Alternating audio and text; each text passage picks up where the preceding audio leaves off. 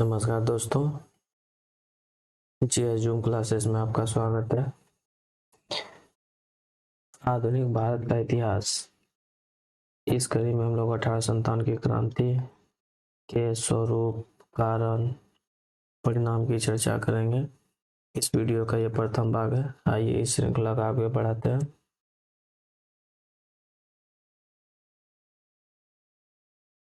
1857 की क्रांति, जिसे विद्रोह के नाम से भी जाना जाता है,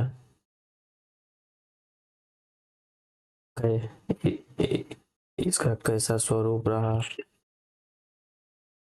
क्या क्या कारण हुए, इनका प्रारंभ कहाँ से हुआ, इसका विस्तार क्षेत्र और क्या क्या इसके असफलता के कारण रहे और इसके परिणाम। असफलता के कारण और परिणाम को इस वीडियो के दूसरे भाग में देखेंगे। इस भाग में स्वरूप, कारण, प्रारंभ और विस्तार क्षेत्र को लेकर चर्चा करेंगे। तो आइए इसका आगे बढ़ाते हैं।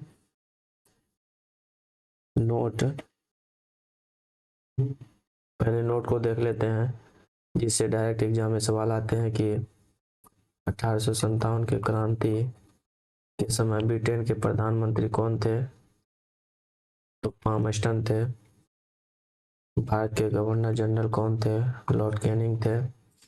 1857 की क्रांति के समय मुगल सम्राट कौन थे?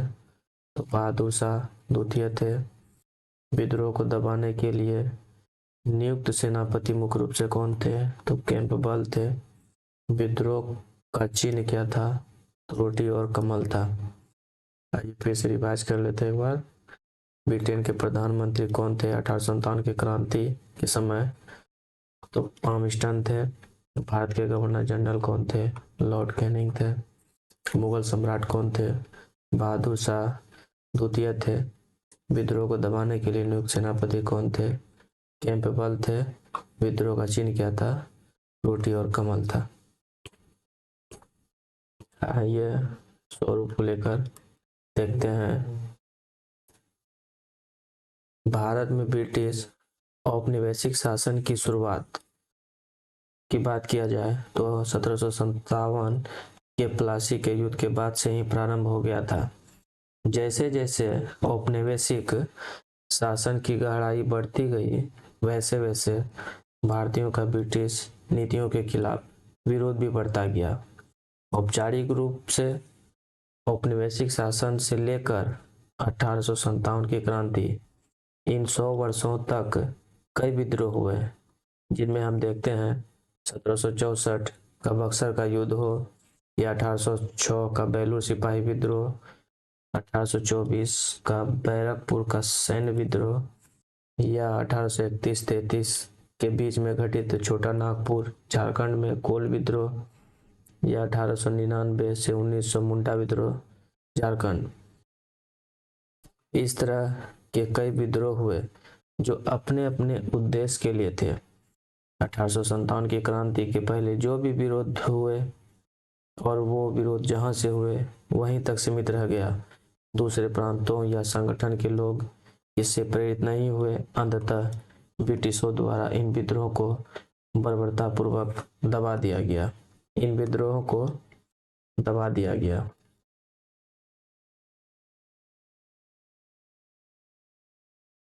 वहीं 1857 का विद्रोह तो शुरुआती दिनों में एक सैन्य विद्रोह था, पर धीरे धीरे यह विद्रोह कृषकों में, फिर मजदूर वर्गों में, जनजातियों में, कई राज्य रजवाड़ों में, कई प्रांतों के शासक भी इस विद्रोह में शामिल हो गए और धीरे धीरे जन विद्रोह का स्वरूप ले लिया।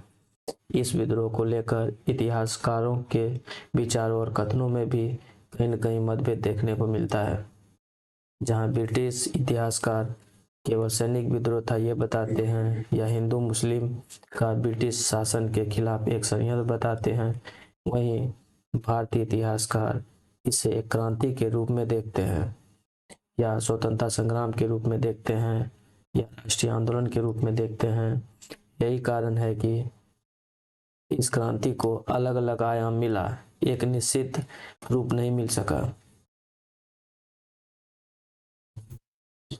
कुछ राजनीतिक कारण भी रहे हैं 1857 की क्रांति के।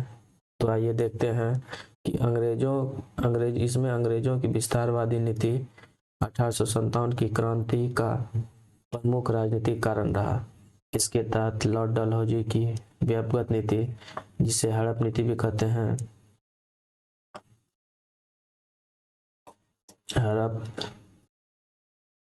हड़प नीति भी कहते हैं, तथा लॉर्ड वेलेस्ली की सहायक संधि प्रमुख कारण था।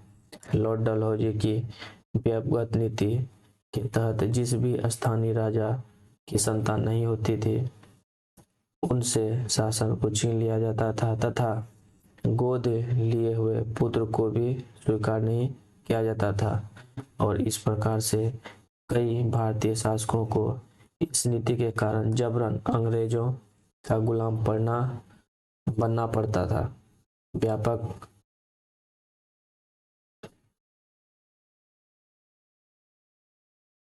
माफ कीजिएगा,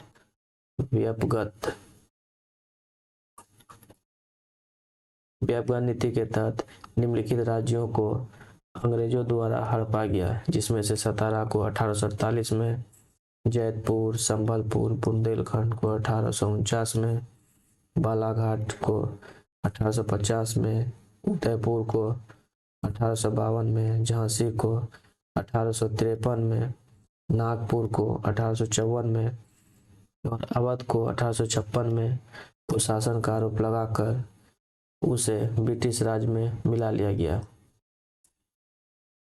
उस समय अवध का शासक वाजिद अली शाह था। हड़पे गए इन सभी प्रांतों के शासकों को अंग्रेजों द्वारा उनके शासन से हटा दिया गया। इसलिए यह शासक अपने राज्यों को वापस प्राप्त करने के लिए लगातार कोशिश करते रहे और इस क्रांति में शामिल हो गए। आर्थिक कारण में देखते हैं तो ग्रामीण क्षेत्रों में किसान और जमींदार के भूमि पर भारी लगान लाद दी गई और कर वसूली से लोग परेशान थे। 1770 से 1857 तक 12 बड़े अकाल पड़े थे और ऐसी स्थिति में भी किसानों से कर लिया जाता था और किसानों को कोई सहायता नहीं थी। इंग्लैंड में औद्योगिक क्रांति के बाद ब्रिटिश निर्मित वस्तुएं भारत में आने के कारण यहाँ का कपड़ा उद्योग बुरी तरह प्रभावित हुआ। अब स्थानीय भारतीय हस्तकला उद्योगों की प्रतिस्पर्धा ब्रिटेन के सस्ते मशीन निर्मित वस्तुओं से था, अर्थात भारतीय उद्योग बुरी तरह से प्रभावित हो रहे थे। उस समय बड़ी संख्या में सिपाही किसान वर्ग से ही थे और इन सभी कारणों से किसानों की नाराजगी सिपाहियों में बहुत जल्द फैल गई और विद्रोह का कारण बन गया। वहीं सामाजिक और आर्थिक कारण में ईस्ट इंडिया कंपनी के शासन के विस्तार के साथ साथ अंग्रेजों ने भारतीयों के साथ अमानवीय व्यवहार करना शुरू कर दिया और यह लोगों में गुस्से का व्यवहारिक कारण था कि उन्हीं के शहर में उन्हीं के साथ भेदभाव हो रहा है। भारत में तेजी से पश्चिमी सभ्यता फैल रही थी और इस कारण से आबादी का एक बड़ा वर्ग चिंतित था। रूढ़िवादी लोग जो पुराने विचारों पर चलने वाले लोग थे, उनमें 1829 में विलियम बेंटिक द्वारा सती प्रथा का उन्मूलन तथा अन्य जैसे कन्या भ्रूण हत्या या 1856 में विधवा पुनर्विवाह अधिनियम बनने के बाद, इन सभी कारणों से उस समय के भारतीयों में अंग्रेजों के लिए काफी गुस्सा था, क्योंकि यह उनकी परंपराओं से जुड़ी हुई सामाजिक परंपराएं थी। किसानों को उनकी परंपरागत खेती की जगह व्यापारिक खेती के लिए मजबूर किया जाता था। इधर धार्मिक नीति में देखें तो धार्मिक कारण में ईसाई धर्म अपनाने वाले भारतीयों को पदोन्नति दी जाती थी तथा भारतीय धर्म का पालन करने वालों को अपमानित किया जाता था। 1813 के चार्टर एक्ट में ईसाई मिशनरी को भारत आने की अनुमति मिल गई, जिससे भारतीय लोगों का धर्म परिवर्तन के प्रयास हमेशा से होते रहे। इस कारण से लोगों में गुस्सा स्वाभाविक था। सैनिक कारण में 1857 का विद्रोह एक सिपाही विद्रोह के रूप में शुरू हुआ था, जिसके कई कारण थे। उस समय ब्रिटिश सेना में 80% से ज्यादा भारतीय सैनिक थे, लेकिन उन्हें निम्न श्रेणी का दर्जा दिया जाता था। भारतीय सैनिकों के साथ भेदभाव होता था और वेतन भी यूरोपीय सैनिक से कम होता था। 1856 में लॉर्ड कैनिंग द्वारा जारी एक नए कानून के तहत ब्रिटिश सेना के द्वारा सैनिक जरूरत पड़ने पर भारतीय सैनिकों को समुद्र पार भी युद्ध करने के लिए जबरन भेज दिया जाता था, जो कि उस समय भारतीय लोगों द्वारा समुद्र पार करना एक पाप माना जाता था। धर्म के विरुद्ध यह मानते थे और सैनिकों में विरोध का एक बड़ा कारण भी यह था। तात्कालिक कारण। विगत कई वर्षों में अंग्रेजों की विभिन्न नीतियों एवं अन्य कारणों से ज्यादातर भारतीय वर्गों में एक नाराजगी थी और विरोध की चिंगारी भी, जिसको आग देने का काम किया, जो इस विद्रोह का तात्कालिक कारण बना। जनवरी 1857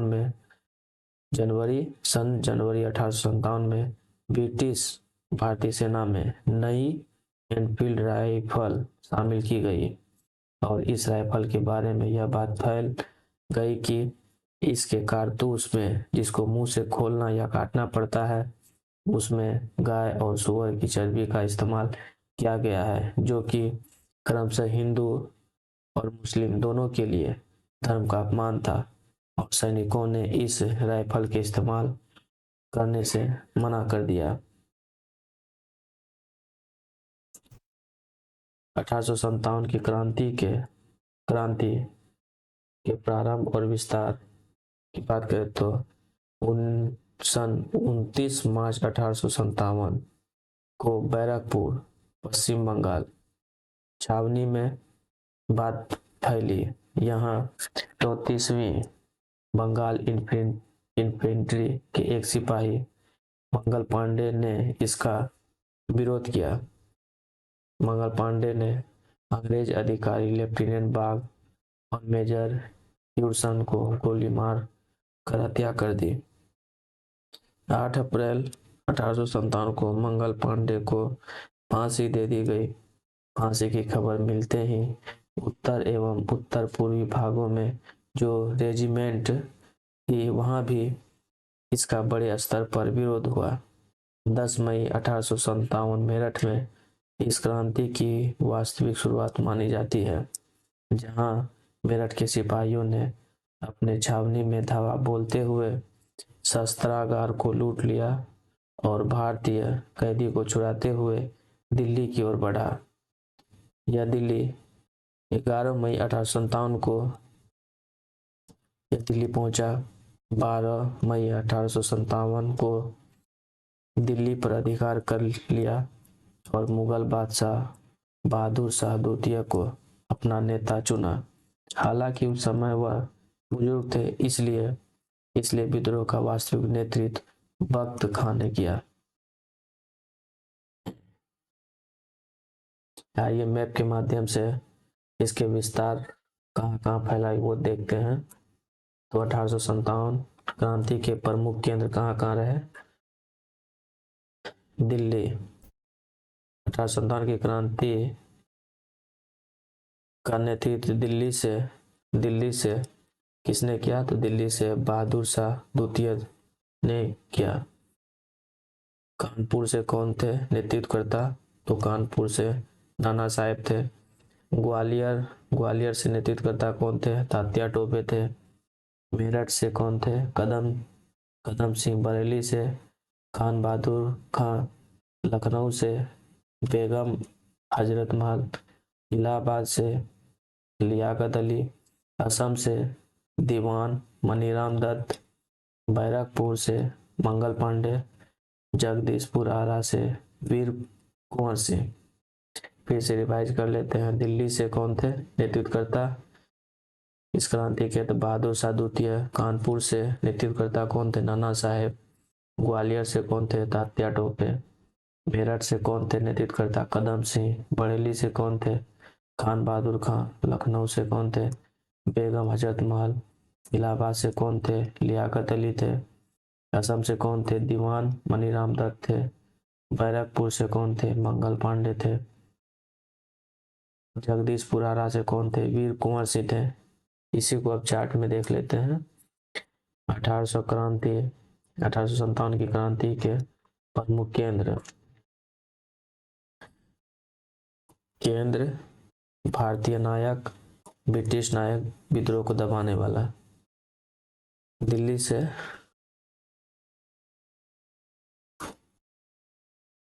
कौन थे? बहादुर शाह जफर। और वास्तविक सैन्य नेतृत्व वक्त खां ने किया था। मेरठ से कौन थे? कदम सिंह। कानपुर से कौन थे? नाना साहब, जिसे धुंधुपंत भी कहते हैं। वास्तविक नेतृत्व तात्या टोपे ने किया था सैन्य नेतृत्व। लखनऊ से बेगम हजरत महल, इनका वास्तविक नाम मोहम्मदी खातून था। झांसी से नेतृत्व किसने किया? रानी लक्ष्मीबाई, जो गंगा राव की विधवा थी। इलाहाबाद से किसने किया? लियाकत अली ने। बरेली से किसने किया? खान बहादुर खान ने। फैजाबाद से किसने किया? मौलवी अहमदुल्ला ने। फतेहपुर से किसने किया? अजीमुल्ला ने। जगदीशपुर से किसने किया? वीर कुंवर सिंह ने, जिसने सर्वाधिक विजय दर्ज की थी इस क्रांति में। पटना से कौन थे नेतृत्वकर्ता? पीर अली, जो एक पुस्तक विक्रेता थे। ब्रिटिश नायक, विद्रोह दबाने वाला। दिल्ली में फैले क्रांति को दबाने वाले ब्रिटिश नायक कौन थे? दिल्ली में दबाने वाले तो निकलसन हडसन थे। कानपुर में दबाने वाले कौन थे? कैम्पबेल थे। लखनऊ में कौन थे दबाने वाले? कैम्पबेल थे। झांसी में यूरोज थे नायक दबाने वाले। इलाहाबाद में दबाने वाले कौन थे? तो कर्नल नील थे। बरेली में कौन थे? हडसन थे। फैजाबाद में दबाने वाले कौन थे? कर्नल नील थे। फतेहपुर में कौन थे दबाने वाले? ब्रिटिश नायक जनरल रेनड थे। जगदीशपुर में पहले विद्रोह दबाने वाले कौन थे? तो टेलर राय थे। पटना से भारतीय नायक कौन थे? पीर अली थे।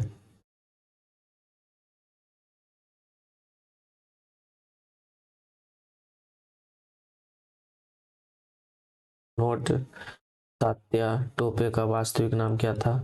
तो रामचंद्र पांडुरंग था।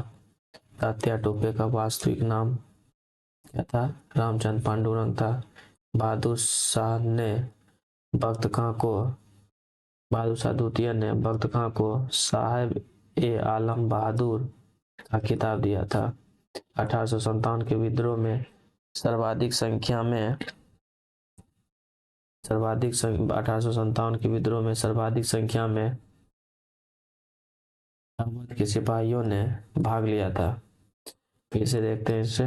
तात्या टोपे का वास्तविक नाम क्या था? रामचंद्र पांडुरंग था। बहादुर शाह द्वितीय ने बख्त खां को साहब ए आलम बहादुर का खिताब दिया था। 1857 के विद्रोह में सर्वाधिक संख्या में अवध के सिपाहियों ने भाग लिया था।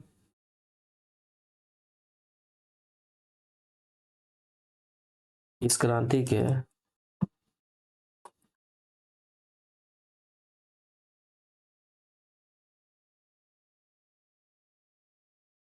और सफलता के कारण